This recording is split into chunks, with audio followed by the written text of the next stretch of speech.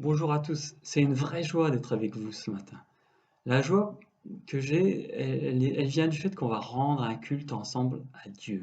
On va être en relation avec notre Dieu. Puis je sais que c'est difficile certaines fois. On passe de la maison à l'église. Et bien là, on est à la maison, mais j'ai constaté la dernière fois que c'était aussi compliqué parce que hop, il faut passer de l'un à l'autre. Et pour ça, ben, je vous propose de vous poser et puis je vais vous afficher les paroles du prochain chant, venez le célébrer. Et puis je vous propose chacun de prier chez vous pour être bien disposé, pour avoir un cœur attentif, pour que nos chants soient dirigés vers lui et pour que le culte qu'on veut rendre vienne vraiment de chacun de nos cœurs. C'est vrai qu'avec l'outil Internet, on aurait tendance à juste à recevoir et des fois c'est compliqué. Bien que ce soit vraiment une relation avec Dieu.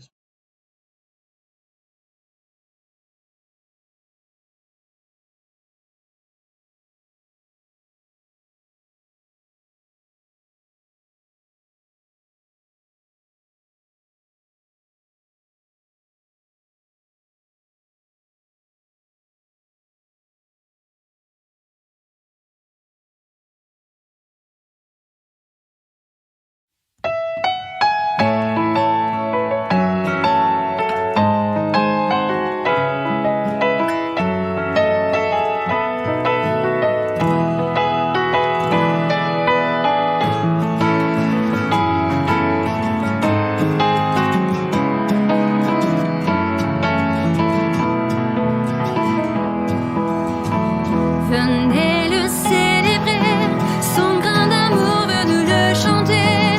Le Fils de Dieu est venu donner la vie. Nous te fêtons, au roi, car tu nous fais partager ta joie. Et nous offrons en ton honneur un chant d'amour, Seigneur. Venez le célébrer, célébrer, célébrer, chanter, célébrer, chanter notre roi. Venez le célébrer, célébrer, célébrer, chanter, célébrer, chanter notre roi. Venez le célébrer, son grand amour, venez le chanter. Le Fils de Dieu est venu donner la vie. Nous te fêtons, le roi, car tu nous fais partager ta joie. Et nous offrons en ton honneur un chant d'amour, Seigneur. Venez le célébrer, célébrer, célébrer, chanter, célébrer, chanter notre roi. Venez le célébrer, célébrer, célébrer, chanter, célébrer, chanter notre roi. Venez le célébrer, célébrer, célébrer, chanter, célébrer, chanter notre roi. Venez le célébrer, célébrer, célébrer, chanter, célébrer, chanter notre roi.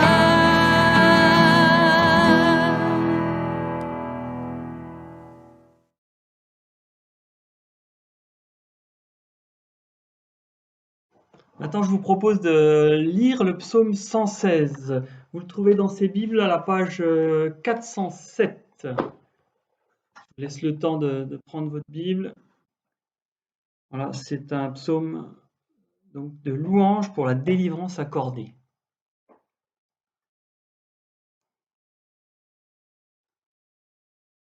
J'aime l'Éternel car il entend ma voix, mes supplications.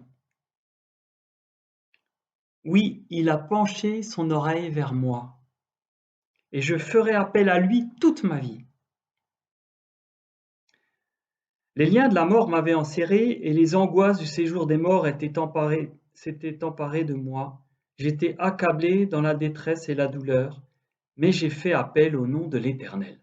Éternel, sauve-moi! L'Éternel fait grâce et il est juste. Notre Dieu est rempli de compassion. L'Éternel garde ceux qui manquent d'expérience. J'étais affaibli et il m'a sauvé. Retrouve le repos, mon âme, car l'Éternel t'a fait du bien. Oui, tu as délivré mon âme de la mort, mes yeux des larmes, mes pieds de la chute. Je marcherai devant l'Éternel au pays des vivants. J'avais confiance, même lorsque je disais « Je suis plongé dans le malheur ». Dans mon angoisse, je disais « Tous les hommes sont des menteurs ». Comment pourrais-je rendre à l'Éternel tous ses bienfaits envers moi? Je lèverai la coupe des délivrances et je ferai appel au nom de l'Éternel.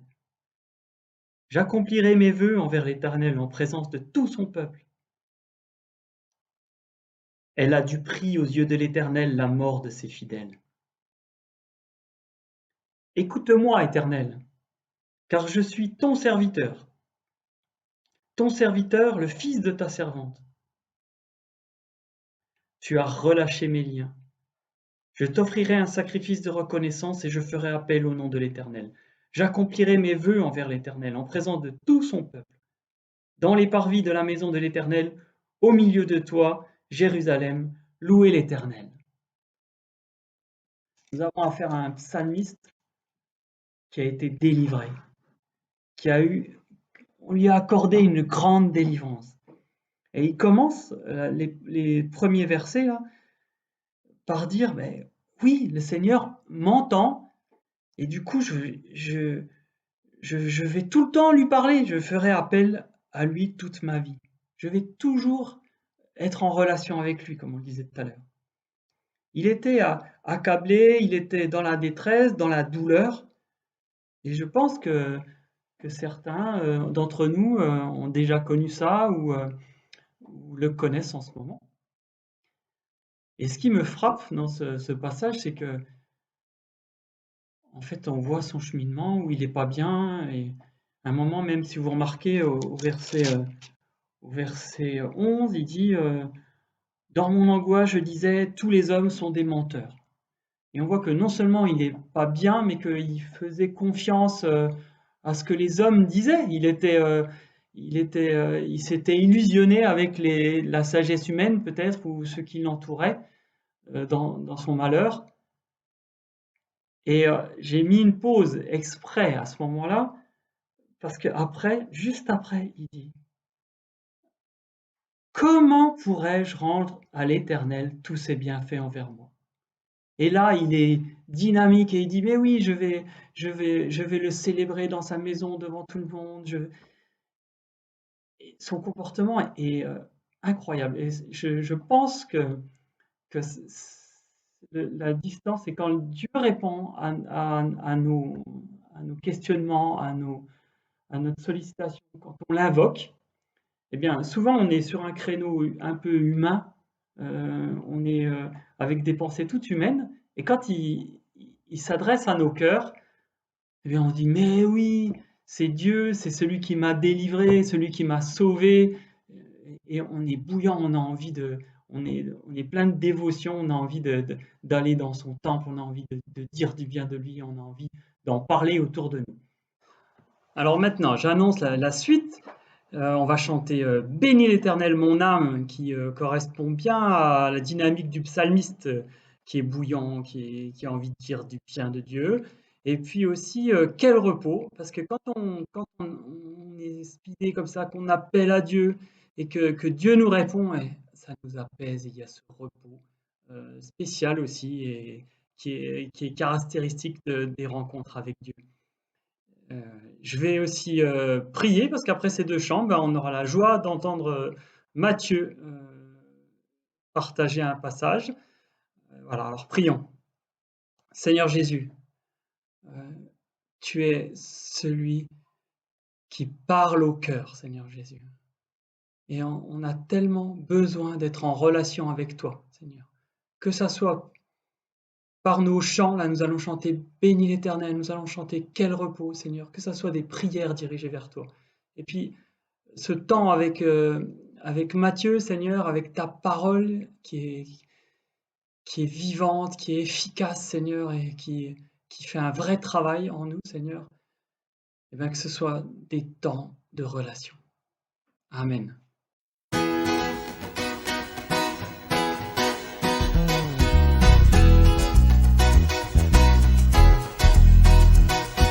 Bénis l'Éternel, mon âme. Bénis l'Éternel, mon âme. Sois émerveillé, sa fidélité ne dépendra pas des circonstances. Bénis l'Éternel, mon âme. Bénis l'Éternel, mon âme. Écoute sa voix, il dit que ta foi dépassera toutes les montagnes. Bénis l'Éternel, ô mon âme.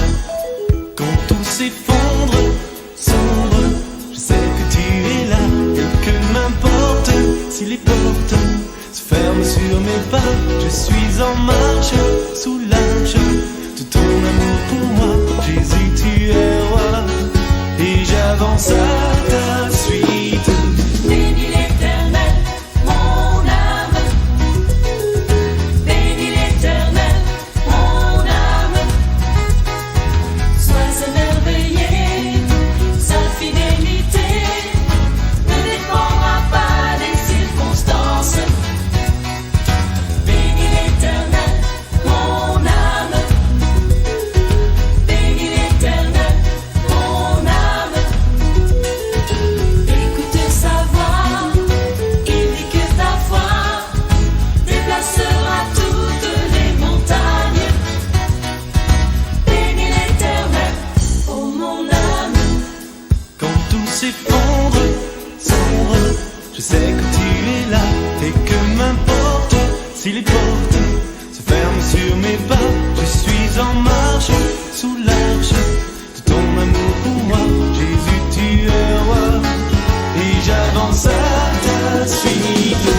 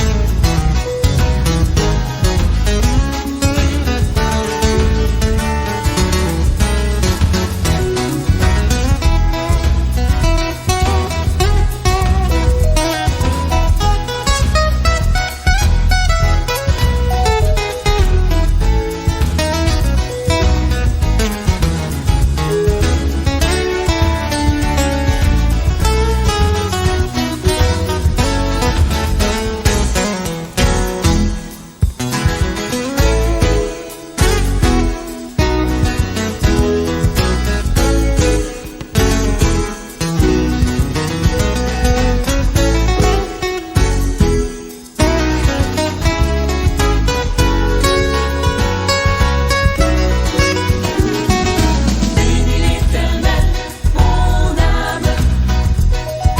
Bénis l'Éternel, mon âme. Sois émerveillé, sa fidélité ne dépendra pas des circonstances. Bénis l'Éternel, mon âme. Bénis l'Éternel, mon âme. Écoute sa voix, il dit que ta foi déplacera toutes les montagnes. Bénis l'Éternel, ô mon âme. Bénis l'Éternel, ô mon âme. Bénis l'Éternel, ô mon âme.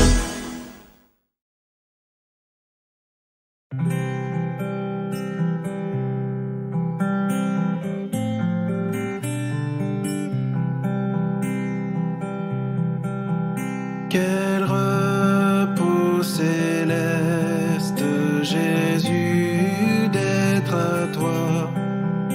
à toi pour la mort et la vie. Dans les jours mauvais, de chanter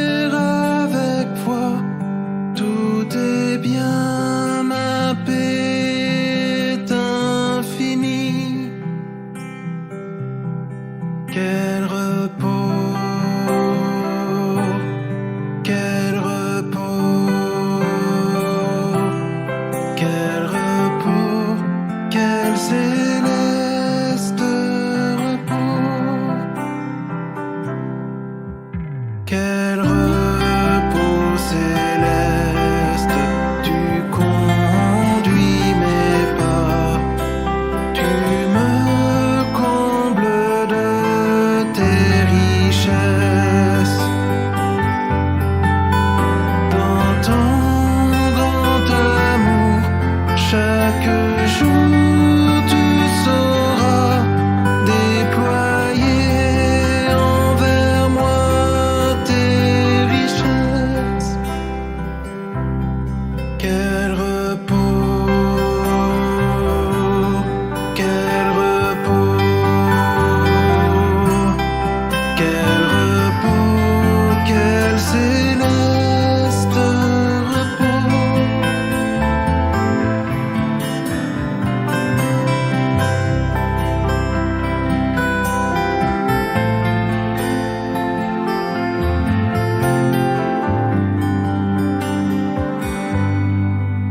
Quel repos céleste quand enfin Seigneur, auprès de toi j'aurai ma place. Après les travaux, les combats, la douleur, à jamais je pourrai voir ta fin. Quel repos, quel repos, quel repos, quel céleste repos.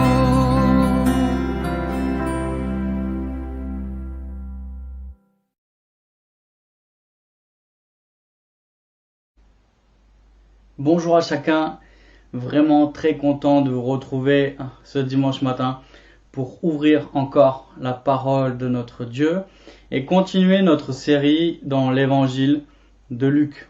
Il y a quelques semaines ensemble, on regardait la manière dont Jésus s'était approché d'un centurion étranger, la manière dont il s'était aussi approché d'une veuve qui venait de perdre son fils unique.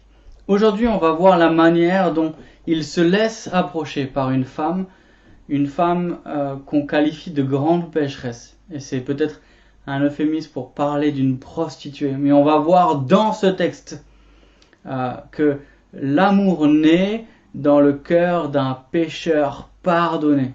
Et je laisse Sarah nous lire le texte de ce matin. Bonjour. Luc chapitre 7, verset 36. Un pharisien invita Jésus à manger avec lui. Jésus entra dans la maison du pharisien et se mit à table. Une femme pécheresse qui se trouvait dans la ville apprit qu'il était à table dans la maison du pharisien. Elle apporta un vase plein de parfums et se tint derrière, aux pieds de Jésus. Elle pleurait et bientôt elle lui mouilla les pieds de ses larmes, puis les essuya avec ses cheveux, les embrassa et versa le parfum sur eux. Quand le pharisien qui avait invité Jésus vit cela, il se dit en lui-même : si cet homme était prophète, il saurait qui est celle qui le touche et de quel genre de femme il s'agit. Il saurait que c'est une pécheresse. Jésus prit la parole et lui dit : Simon, j'ai quelque chose à te dire. Maître, parle, répondit-il. Un créancier avait 2 débiteurs. L'un d'eux lui devait 500 pièces d'argent et l'autre 50. Comme il n'avait pas de quoi le rembourser, il leur remit à tous 2 leurs dettes. Lequel des 2 l'aimera le plus ? Simon répondit : celui, je pense, auquel il a remis la plus grosse somme. Jésus lui dit : tu as bien jugé. Puis il se tourna vers la femme et dit à Simon : tu vois cette femme ? Je suis entré dans ta maison et tu ne m'as pas donné d'eau pour me laver les pieds. Mais elle les a mouillés de ses larmes et les a essuyés avec ses cheveux. Tu ne m'as pas donné de baiser, mais elle, depuis que je suis entrée, elle n'a pas cessé de m'embrasser les pieds. Tu n'as pas versé d'huile sur ma tête, mais elle a versé du parfum sur mes pieds. C'est pourquoi je te le dis, ses nombreux péchés ont été pardonnés, puisqu'elle a beaucoup aimé. Mais celui à qui l'on pardonne peu, aime peu. Et il dit à la femme, tes péchés sont pardonnés. Les invités se mirent à dire en eux-mêmes, qui est cet homme qui pardonne même les péchés? Mais Jésus dit à la femme, ta foi t'a sauvée. Pars dans la paix. Merci Sarah. Ce que je voudrais qu'on retienne ensemble ce matin de ce texte, c'est que l'amour naît dans le cœur d'un pécheur pardonné. Et ce matin, j'aimerais voir 3 choses avec vous, 3 choses qu'on voit dans le texte, 3 vérités à considérer, à reconsidérer pour faire grandir notre amour pour Jésus. Ces 3 vérités vont suivre le texte. On aura d'abord se rappeler l'accueil que nous réserve Jésus. Et dans cette première partie, on va voir le contraste qu'il existe entre Simon et Jésus.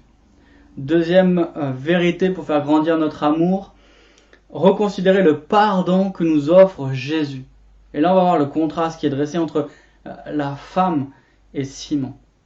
Et troisième point, reconsidérer la promesse que nous fait Jésus. Cette partie sera un peu plus courte et servira de conclusion. Première vérité à reconsidérer pour faire grandir notre amour pour Jésus, reconsidérer l'accueil que nous réserve Jésus, les versets 36 à 38. Jésus est invité chez un pharisien, on apprend un peu plus tard qu'il s'appelle Simon, et pendant qu'il mange, il y a une femme pécheresse qui entre dans la maison de Simon et qui se met aux pieds de Jésus et commence à pleurer. Elle pleure tellement qu'elle mouille les pieds de Jésus. Et il faut imaginer que les invités sont assis autour de la table et qu'ils sont sur le côté appuyés, que les pieds sont derrière eux, loin de la table. Et on a donc cette femme, et on imagine la scène dans tout ce qu'elle a d'extraordinaire et peut-être d'étonnant, cette femme qui vient aux pieds de Jésus et qui mouille les pieds de Jésus, qui les essuie avec ses cheveux, qui les embrasse et qui les couvre de parfum. Et les verbes dans le texte nous montrent que c'est quelque chose qui dure. C'est quelque chose qui s'installe dans le temps. Et on voit cette femme qui reste aux pieds de Jésus, qui masse ses pieds et qui pleure abondamment. Et on voit que Simon, l'hôte, le pharisien qui a invité Jésus, est irrité. Pourquoi il est irrité? Parce que il connaît cette femme. Il sait qui elle est. Il sait qui elle est. Lui, il n'aurait jamais laissé cette femme le toucher. Pas question, pas elle. Mais Jésus n'est pas Simon. Et c'est ce que nous montre cette première partie du texte avec force. Jésus n'est pas Simon. Jésus rejette. Jésus accepte ceux que les pharisiens rejettent. Jésus reçoit ceux qui sont méprisés. Et première leçon à tirer de ça, c'est la manière dont Jésus nous accepte tels que nous sommes. En 2009, à l'été 2009, McDonald's lance une campagne publicitaire qui va rester dans tous les esprits. C'est celle qui a pour slogan « Venez tel que vous êtes ». Venez comme vous êtes. L'idée, c'est quoi? C'est montrer que tout le monde est bienvenu pour acheter un hamburger. Quelle que soit son identité, quelle que soit son origine, quelle que soit son apparence, tout le monde est le bienvenu. C'est une campagne qui a bien marché parce que 80% des Français reconnaissent ce slogan. Et qu'après cette campagne publicitaire, les ventes de McDonald's ont augmenté de plus de 7%. Et le message de McDonald's, venez comme vous êtes, voulait vraiment être un synonyme d'ouverture et d'accueil. Pourquoi ça a marché? Parce que les gens ont un besoin fondamental d'être acceptés, d'être aimés. Un besoin fondamental de ne pas être rejetés pour ce que nous sommes. De ne pas être victimes de discrimination. Et en fait, ça pourrait être le slogan de Jésus. Venez comme vous êtes. On peut s'approcher de Jésus quelle que soit notre réputation. Et la réputation de cette femme était connue. C'était une pécheresse notoire. Et ça, Jésus ne le remet pas en question. Lui-même va souligner, un peu plus tard dans le texte, au verset 47, que ses péchés sont nombreux. Mais il l'accueille. Peu importe sa réputation. Peu importe son passé. Peu importe ce qu'elle a pu faire. Peu importe ses secrets. Peu importe ses bagages. peu importe ce que les autres pensent d'elle, peu importe ce que pense Simon, un pharisien religieux, Jésus accueille les pécheurs. Et ce n'est ni notre identité, ni notre réputation, ni notre histoire qui nous empêche de nous approcher de Jésus. Ce n'est pas non plus notre mérite qui nous le permet. Pourquoi alors et comment nous pouvons nous approcher de lui? Nous pouvons nous approcher de lui parce qu'il est plein de compassion. Ça, c'est quelque chose que nous avions vu la dernière fois. Jésus est plein de compassion. Ça fait partie de son cœur. Ça fait partie de qui il est. C'est la compassion qui pousse Jésus à s'approcher des pécheurs et à accueillir les pécheurs. Et Simon, le pharisien qui invite Jésus, est sceptique sur l'identité de Jésus. Justement parce qu'il se laisse approcher par une telle femme. Et Simon, le texte nous dit, Simon pense, si cet homme était prophète, si cet homme savait, il saurait alors que cette femme est ce qu'elle est. Il saurait qui elle est. Et sous-entendu, il ne la laisserait pas la toucher. Toucher une personne impure ou se laisser toucher par une personne impure, c'était devenir impur. Et que fallait-il faire sous l'ancienne alliance? Lorsqu'on était devenu impur, il fallait offrir un sacrifice. L'impureté avait une dimension morale. Et Simon, qui peut-être considère Jésus comme un enseignant de son rang, Simon ne comprend pas comment Jésus peut laisser cette femme le toucher. C'est quoi la différence entre le jour de votre mariage et n'importe quel jour de cette semaine-là que nous avons passé en confinement? Peut-être que cette semaine, vous ne craignez pas de faire la vidange de votre voiture. Si vous avez demandé de faire la vidange de votre voiture le jour de votre mariage, probablement que vous auriez refusé. Pourquoi? Parce que vous ne vouliez pas vous salir. Et que plus on est propre et plus on est bien habillé et plus on craint d'être sali.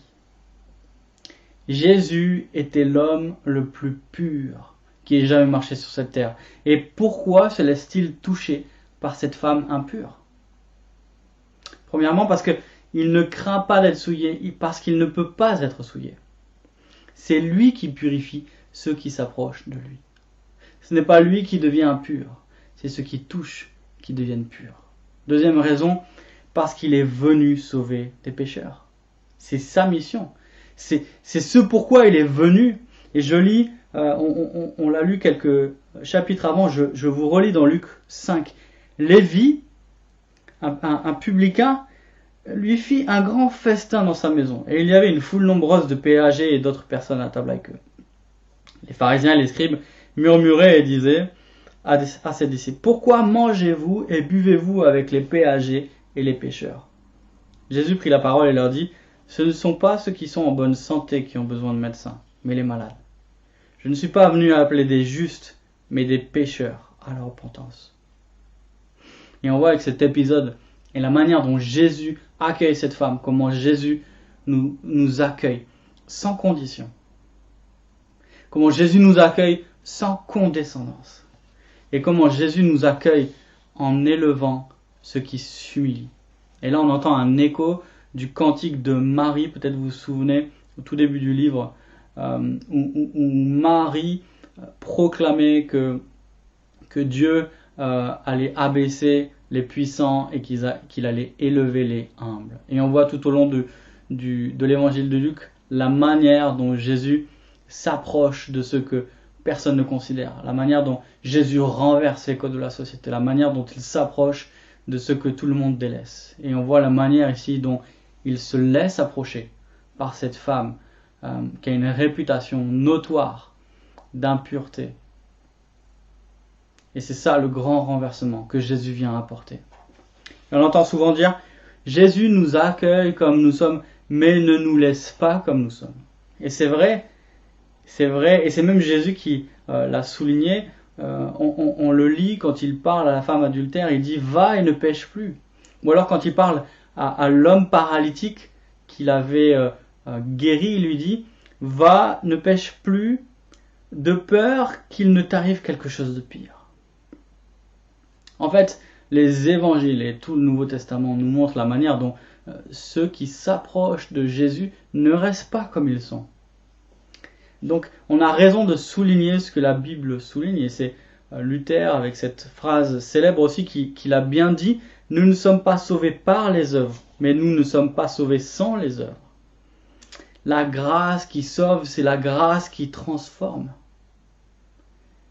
C'est vrai, mais j'ai bien peur que dans cette phrase, Jésus nous accueille comme nous sommes, mais ne nous laisse pas tels que nous sommes. On oublie souvent la première partie. On parle volontiers du changement, mais peut-être moins de l'accueil. Ou pire, on parle du changement avant l'accueil, ou on attend le changement avant l'accueil. On pense peut-être comme Simon: venez comme vous êtes, si vous êtes comme moi. Ou peut-être, sans le dire, venez comme vous êtes, mais changez avant. Et une question que je nous pose ce matin, en tant qu'assemblée, c'est quel accueil faisons-nous dans l'Église à ceux qui entrent pour la première fois? Comment regardons-nous ceux qui entrent dans l'Église et qui ressemblent à cette femme-là? Est-ce qu'on a le regard de Jésus et son accueil, ou celui de Simon le pharisien? Est-ce qu'on pense qu'il faut d'abord régler sa réputation avant de venir à Jésus? Est-ce qu'on met les exigences de Jésus avant l'accueil de Jésus? Est-ce qu'on met l'obéissance avant la délivrance? Souvenez-vous, lorsque le peuple d'Égypte est délivré par Dieu, l'obéissance arrive après la délivrance. Dieu donne sa loi au mont Sinaï après les avoir fait traverser la mer. Dieu a préparé des œuvres bonnes pour que nous les pratiquions, mais après nous avoir délivrés. Ces œuvres, ce ne sont pas la condition de l'accueil de Jésus, mais c'est la démonstration de notre transformation. J'ai bien peur que souvent, on attend de ceux qui franchissent les portes de l'Église qui ressemblent à des bons chrétiens. On attend qu'ils ressemblent déjà à ce qu'ils devraient être après avoir compris l'Évangile, après avoir été transformés par la grâce de Dieu. Et même, j'imagine que souvent, on attend d'eux qu'ils soient comme ce qu'ils seront 10 ans après le début de leur vie chrétienne. Mais Jésus, on le voit, a accueilli des brigands, il a accueilli des prostituées, il a accueilli des voleurs. Est-ce que nous, en tant qu'assemblée, on est prêts à accueillir ceux qui ne nous ressemblent pas? Est-ce que on va vers eux de manière naturelle, ou de manière intentionnelle du moins? Ou est-ce qu'on a plutôt un mouvement de recul? Est-ce qu'on attend que les gens changent pour leur présenter l'Évangile, ou est-ce qu'on veut leur présenter l'Évangile pour qu'ils changent? Mes amis, les gens n'ont pas besoin de régler leurs péchés pour pouvoir être sauvés. Ça, c'est du légalisme. Les gens ont besoin d'être sauvés pour pouvoir régler leurs péchés. C'est l'Évangile d'abord. C'est l'Évangile qui transforme. C'est l'Évangile en premier. Et aujourd'hui, encore, Jésus accueille tous ceux qui s'approchent de lui. Deuxième vérité, pour faire grandir notre amour, reconsidérer le pardon que nous offre Jésus. Simon a dit, mais si Jésus savait, s'il était vraiment prophète, mais Jésus sait qui est cette femme. Plus que ça, il sait même ce que pense Simon, c'est ce qu'il va lui montrer en racontant cette parabole. Il veut lui montrer que celui à qui on pardonne beaucoup aime beaucoup. C'est ça le cœur de l'enseignement de Jésus ici. Celui à qui on pardonne beaucoup aime beaucoup. Et j'aimerais souligner avec vous 2 points qui me semblent importants dans la parabole. Premier point, c'est que nous avons tous une dette envers Jésus. La parabole parle de 2 débiteurs. Et c'était assez évident pour Simon que, une fois que Jésus avait raconté cette parabole et qu'il avait en face de lui Simon et cette femme, il était en train de parler d'eux. Un débiteur, nous dit-il, avait encore 10 ans sur son crédit de maison à rembourser. L'autre débiteur n'avait plus qu'1 an à rembourser sur son crédit de maison. Et la banque les appelle et leur remet tous les deux leur crédit. Il leur dit, vous n'avez plus rien à payer, cela a été payé pour vous. Et Jésus demande, mais lequel sera le plus heureux? Simon répond avec justesse, une réponse à laquelle il était obligé d'ailleurs d'adhérer. Celui, je suppose, à qui on a remis la plus grande dette. Et on vient de voir Jésus qui accueille tous les pécheurs, ou en tout cas tous ceux qui se reconnaissent comme pécheurs, tous ceux qui reconnaissent qu'ils ont besoin de lui. Pourquoi? Parce que c'est sa mission. Il est venu sauver ceux qui étaient perdus. Et en fait, la seule chose qui peut nous empêcher de nous approcher de Jésus, c'est notre orgueil. C'est notre orgueil. Et Simon avait raison, cette femme est pécheresse. La réputation qu'il connaît de cette femme, ce n'est pas lui qui l'invente. Le problème, c'est que Simon, lui, ne se reconnaissait pas comme un débiteur. Pourquoi? Parce qu'il mesurait sa valeur en regardant aux autres. Et surtout, en regardant à ceux qu'il croyait inférieurs. Et peut-être que Simon, dans sa tête, faisait cette prière.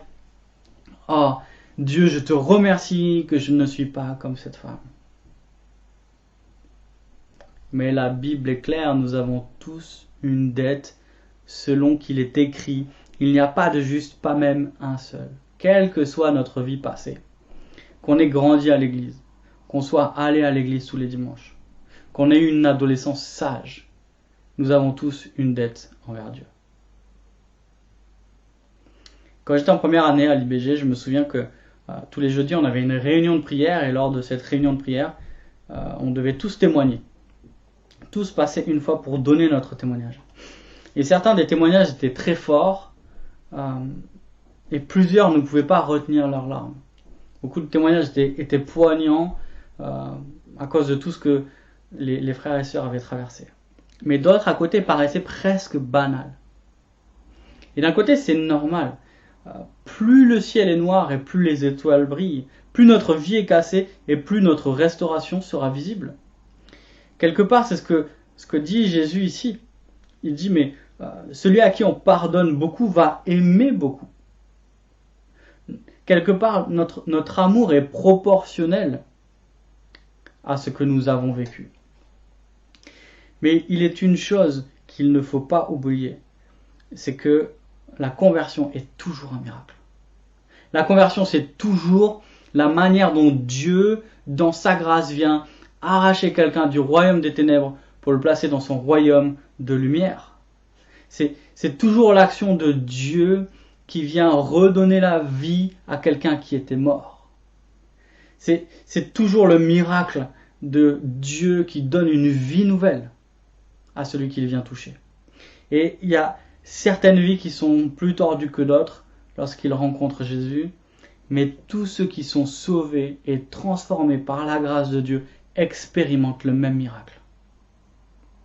Et c'est ce que nous partageait une des sœurs qui nous racontait son témoignage cette même année à l'IBG. Elle disait, mais quand j'entends les témoignages des frères et sœurs et quand je vois leur vie passée, à côté, ma vie a l'air banale. J'ai eu une enfance tranquille, j'ai eu une adolescence sage, j'allais à l'école du dimanche, je faisais ce qu'il fallait. Mais elle nous a partagé, mais à un moment donné, je me suis rendu compte en fait de ma propre justice. Et que mon péché était grand, parce que je me croyais juste. Et je me suis aussi rendu compte que ma conversion est belle, parce que le miracle de Jésus est le même. Il m'a fait passer de la mort à la vie. Que personne ne pense que son témoignage est banal. Que personne ne pense que son histoire ne vaut pas le coup. Pourquoi? Parce que c'est d'abord l'histoire de Jésus qui vient nous sauver. L'histoire du miracle de Dieu dans notre vie qui nous donne un nouveau cœur. Nous avons une dette envers Dieu. Une dette que nous ne pouvons pas payer, que nous ne pouvions pas payer. Une dette que Dieu lui-même a payée en envoyant son Fils. Quelle que soit notre vie passée, quel que soit ce que nous pensons de nous-mêmes. Deuxième chose que nous montre cette parabole. Plus notre connaissance, plus notre conscience du péché et du pardon est grand, plus notre reconnaissance sera grande. Celui qui se croit juste, nous montre cette parabole, n'aura pas beaucoup d'amour. Celui qui pense n'avoir rien à se faire pardonner ne va pas montrer beaucoup de reconnaissance. Et on voit cette femme qui pleure abondamment. Et Luc le souligne, pourquoi? Parce que le terme qui est employé pour mouiller ici, c'est le même terme qui est employé pour la pluie. En quelque sorte, il dit que les pieds de Jésus étaient mouillés comme une pelouse est trempée après la pluie. On s'imagine l'abondance des larmes de cette femme qui est aux pieds de Jésus. Et pourquoi cette femme pleure? C'est une question que je me suis posée, qu'on peut se poser à la lecture de ce texte. Pourquoi cette femme pleure? Il y a peut-être 2 raisons à cela.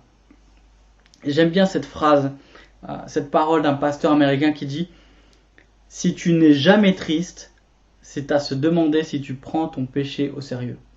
Si tu es toujours triste, c'est à se demander si tu prends la croix au sérieux. » Et en fait, le pardon de Jésus nous pousse à pleurer sur notre péché.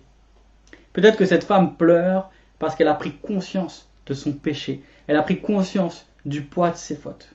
Peut-être qu'elle pleure sur l'étendue de sa misère spirituelle.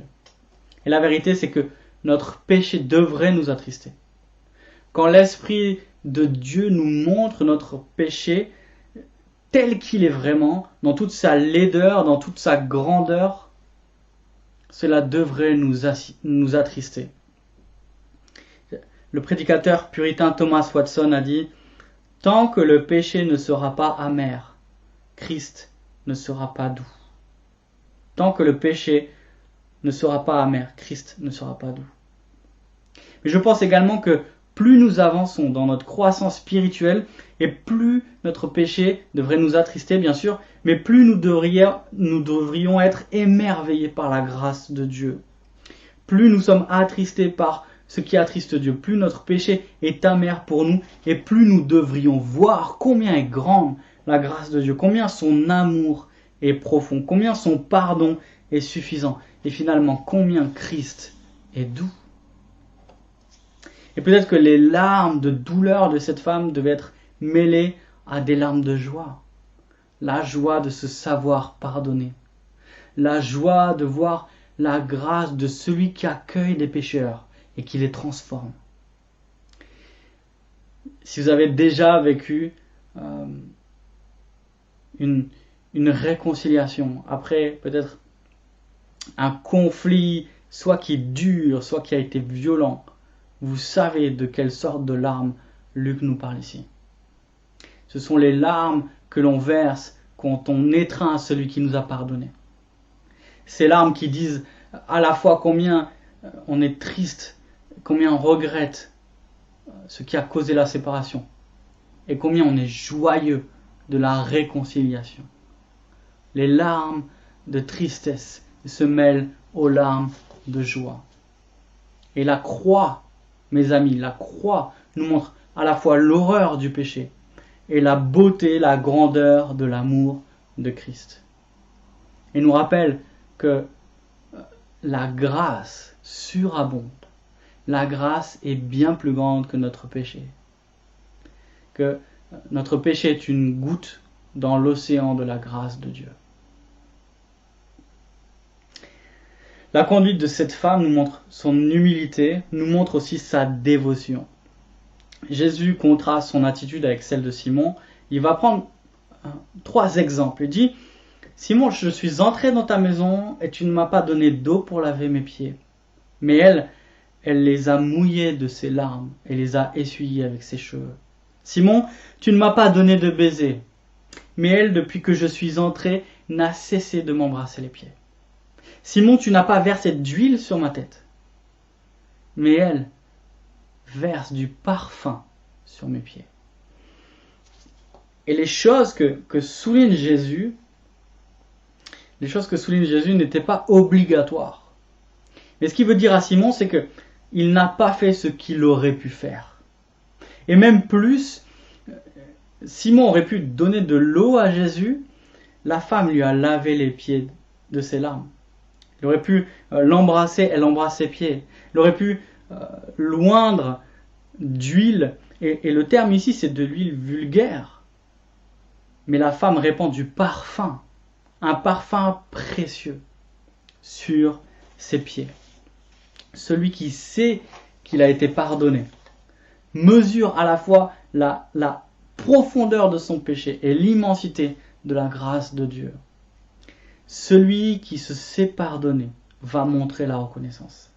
Plus nous verrons clairement le pardon qui nous a été accordé, et plus notre amour pour Jésus grandira.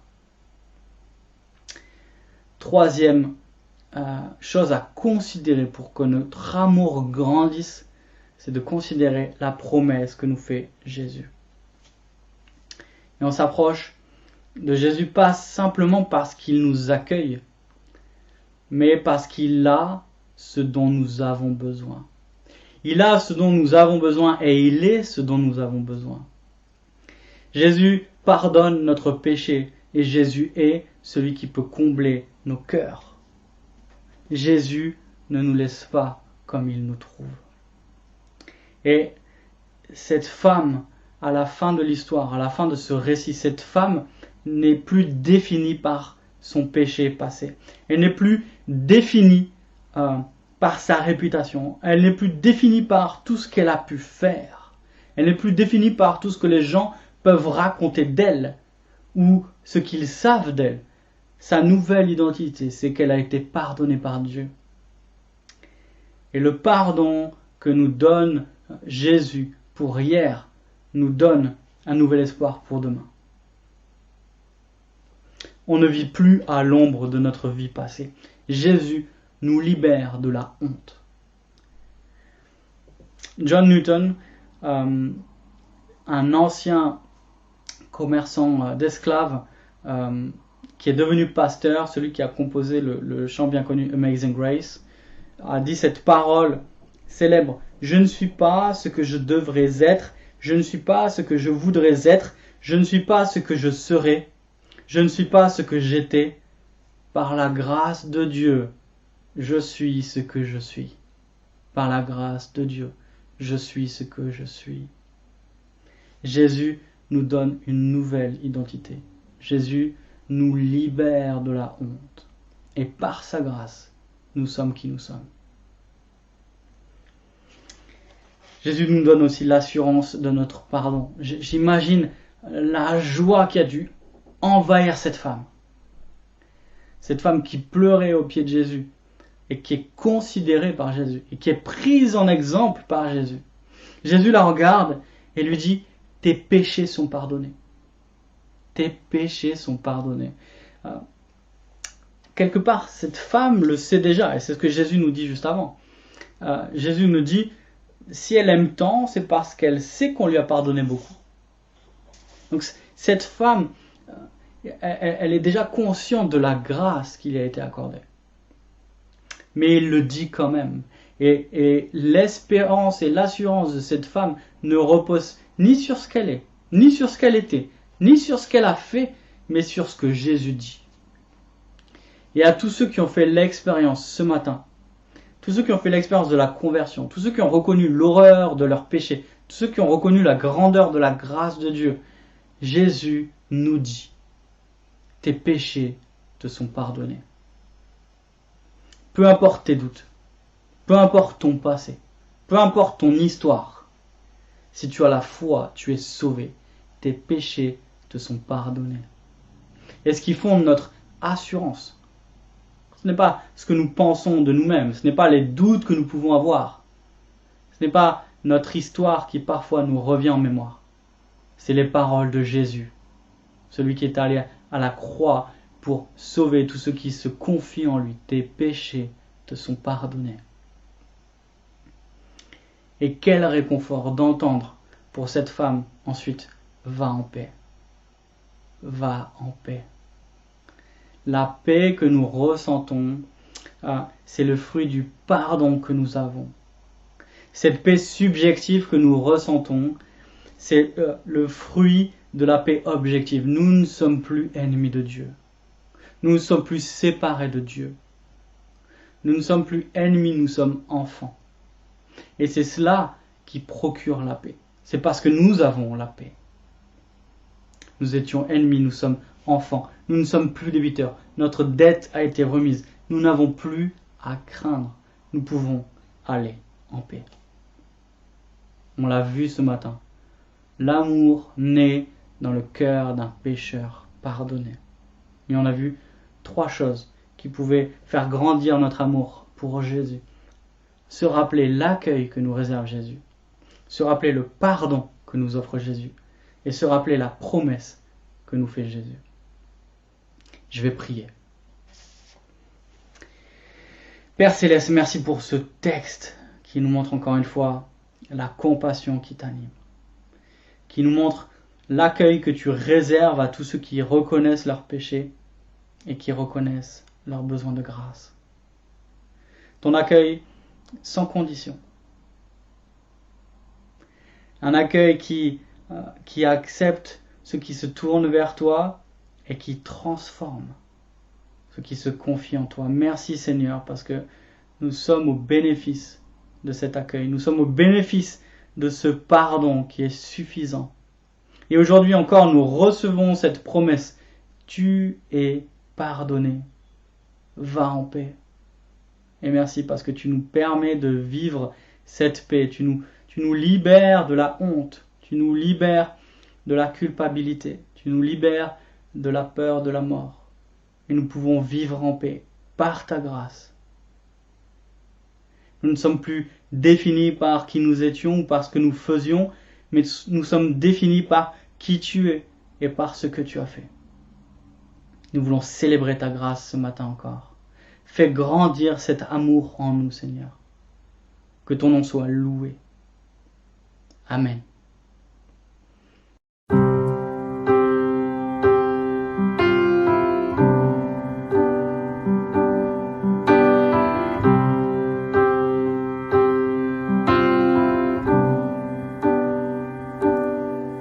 Grâce infinie qui vint sauver un pécheur tel que moi. J'étais perdu, il m'a trouvé. J'étais aveugle, je vois.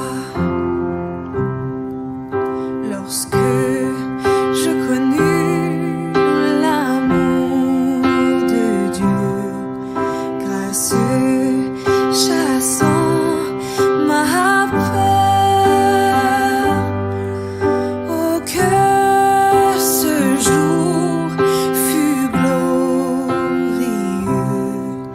et très doux pour mon cœur. Il me libère, brise mes chaînes, mon Dieu, mon sauveur, paya le prix, toujours nouvelle, sa bonté reine, amour immense, grâce infinie.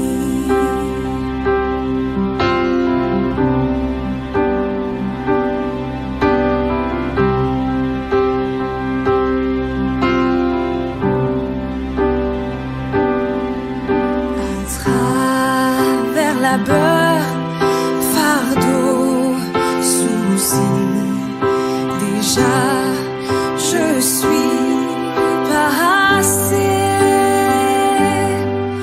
de Dieu, la grâce m'a jusqu'ici soutenu, consolé. Il me libère, brise mes chaînes, mon Dieu, mon sauveur, paya le prix, toujours nouvelle, sa bonté reine, amour immense, grâce infinie. Il me libère, brise mes chaînes,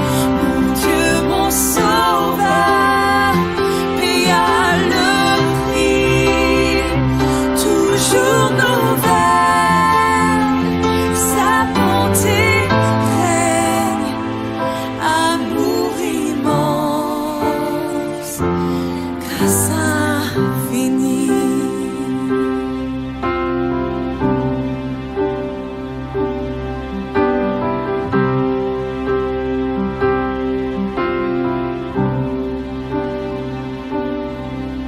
Lorsque dans les jours d'éternité, mon Dieu, tous nous serons, nous ne pourrons pas épuiser les jours qui resteront, les jours qui resteront.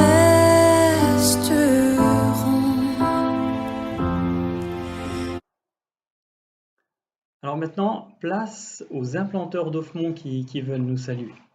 Après quoi nous chanterons « Je veux te servir mon roi ». Et puis je rappelle que le temps d'offrande, qui fait partie du culte, est toujours possible en allant cliquer sur le lien du site de l'église. Voilà, notre culte se poursuit et va se terminer comme ça. Je vous souhaite à chacun une bonne fin de culte, un bon dimanche et une très bonne semaine. Bonjour à toutes et à tous, quelques nouvelles du groupe d'Offmont.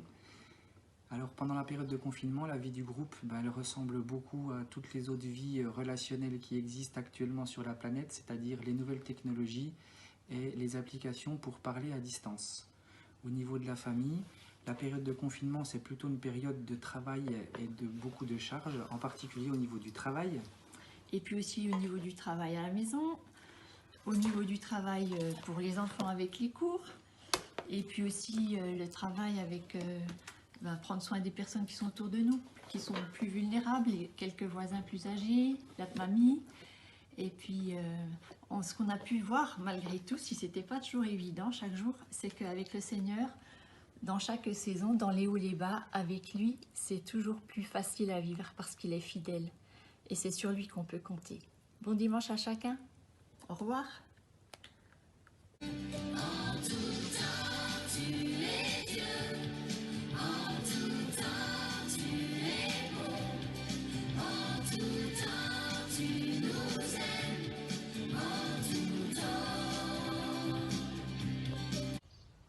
Bonjour. Bonjour. Bonjour, Coucou tout le monde.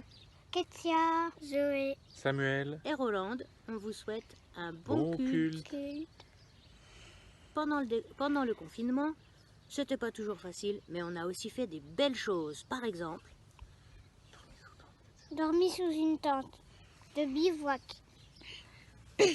s'occuper des abeilles, on a même tiré du miel. On a passé des bons moments en famille. Et on a aussi joué au foot. À bientôt. À bientôt. Bonne Bon- fin de journée. Bon dimanche. Bon dimanche. Bonjour, un petit coucou de Robert Ferber d'Offmont. Pour vous dire que le confinement s'est très bien passé et que j'espère tous vous revoir très très bientôt afin que tous ensemble nous puissions glorifier le Seigneur. À bientôt. Salut tout le monde. Pour moi, le confinement, c'est assez particulier parce que du coup, j'ai été déconfinée de l'IBG et je suis revenue donner un coup de main en tant qu'infirmière ici, à côté de Belfort. Et je retourne à l'IBG dans 15 jours pour finir mon année là-bas. Donc voilà, je me réjouis de finir mon année et de revenir vous voir et vous faire un petit coucou à tout le monde. À bientôt, bon dimanche. Bonjour à tous, moi c'est Sophie du groupe d'Offmont. Juste un petit mot pour vous dire que tout va bien, que cette période de confinement s'est bien passée et qu'on est très reconnaissants, ma famille et moi-même, parce qu'on est tous en bonne santé. Très bonne journée à tous, à bientôt. Bonjour, un petit coucou de la famille Fayard. On est installé sur Belfort là, depuis la rentrée de septembre pour changement professionnel pour moi. Je deviens instituteur. Puis on a rejoint l'équipe d'Offmont. Voilà. Voilà, donc moi c'est Estelle, la femme d'Alexis, la maman d'Éline. Et voilà, bonjour à ceux qu'on connaît et puis au plaisir de rencontrer les autres. Et toi, qu'est-ce que t'aimes pendant le confinement? D'être sur la terrasse avec mon papa et ma maman. Et je suis là depuis décembre dans mon école et voilà. Et c'est bien pour la terrasse. Et à bientôt. Ça se va bien. Bon courage à tous, au revoir.